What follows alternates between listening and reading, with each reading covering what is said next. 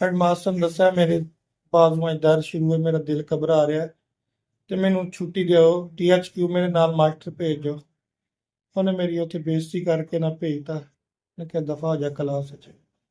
ਫਿਰ ਉਸ ਤੋਂ ਬਾਅਦ ਮੈਂ ਦੂਸਰੇ ਮਾਸਟਰਾਂ ਨੂੰ ਕਿਹਾ, ਉਹਨਾਂ ਨੇ ਕਿਹਾ ਯਾਰ ਤੁਹਾਨੂੰ ਪਤਾ ਹੈ ਬੇਇੱਜ਼ਤੀ ਕਰਨਾ, ਦਫ਼ਤਰ 'ਚ ਕੋਈ ਬੰਦਾ ਨਹੀਂ ਵੜਦਾ ਇਹਦੇ ਤੋਂ ਡਰ ਤੋਂ।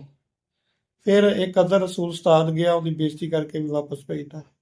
ਰਾਣਾ ਨਿਸਾਰ ਗਿਆ, ਮੁਤਾਹਿਰ ਗਿਆ, ਇਹਨਾਂ ਸਾਰਿਆਂ ਦੀ ਉਹਨੇ ਕਿਹਾ ਵੀ ਕੋਈ ਨਹੀਂ ਛੁੱਟੀ ਆ ਗਈ, ਸਾਰੇ ਕਲਾਸਾਂ 'ਚ ਚਲੋ ਤੇ ਪੀਰੀਅਡ ਪੜਾਓ।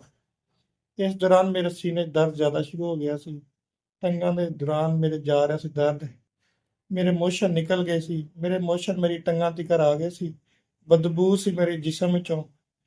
ਤੇ ਫਿਰ 1122 ਨੂੰ ਮੈਂ ਖੁਦ ਕਾਲ ਕੀਤੀ। ਫਿਰ 1122 ਦਾ ਮੋਟਰਸਾਈਕਲ ਆ ਗਿਆ ਸੀ।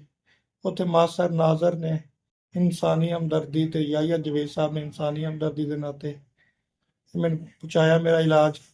ਉਹ ਜ਼ਬਾਨ ਥੱਲੇ ਗੋਲੀਆਂ ਰੱਖੀਆਂ, ਟੀਕੇ ਲਾਤੇ ਇਹਨਾਂ ਨੇ।